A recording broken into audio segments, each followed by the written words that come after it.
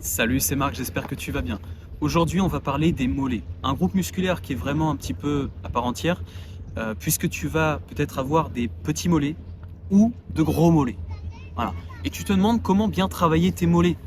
Tu fais peut-être plein d'exercices pour travailler tes mollets et tu ne les vois pas spécialement grossir.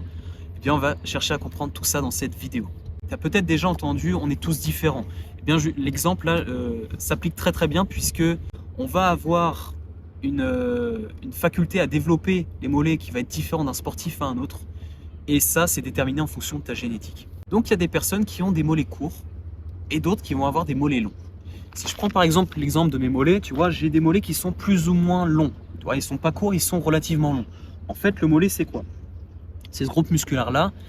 Il s'insère donc sur l'os qui est le talon, en quelque sorte, tendon d'Achille.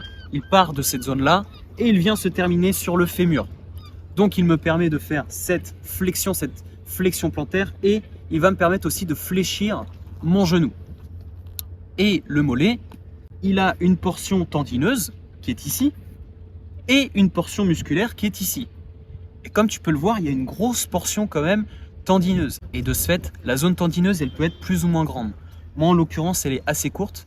Et chez d'autres sportifs qui ont des mollets courts, eh bien, la zone tendineuse, elle peut remonter encore plus haut.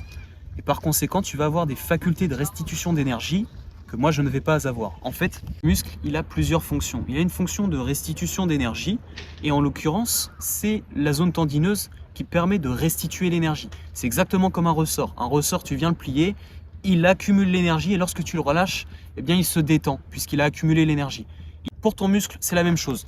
Lorsque tu es en extension, eh bien là, le mollet prend de l'énergie et lorsque tu vas faire cette flexion plantaire, eh bien, il va restituer l'énergie que tu as emmagasinée. Et donc, les personnes qui ont des mollets courts ont une faculté de restitution d'énergie qui est plus importante puisqu'elles ont un tendon, des insertions tendineuses qui vont être plus grandes. Voilà. Donc dans tous les sports explosifs où tu vas retrouver justement la répétition de course, faible distance, si tu retrouves beaucoup de sauts à répétition, eh bien tu auras un avantage. Si tu regardes Usain Bolt, qui est pourtant le recordman sur 100 mètres, eh bien on va regarder, je vais te mettre une petite image, il a des mollets qui sont relativement courts et une zone tendineuse qui est très longue. Et ça, c'est déterminé par la génétique, tout simplement. Pas de panique, c'est pas parce que tu as des mollets courts qu'esthétiquement c'est moche, c'est juste que au niveau de la performance, tu as un avantage sur la restitution d'énergie.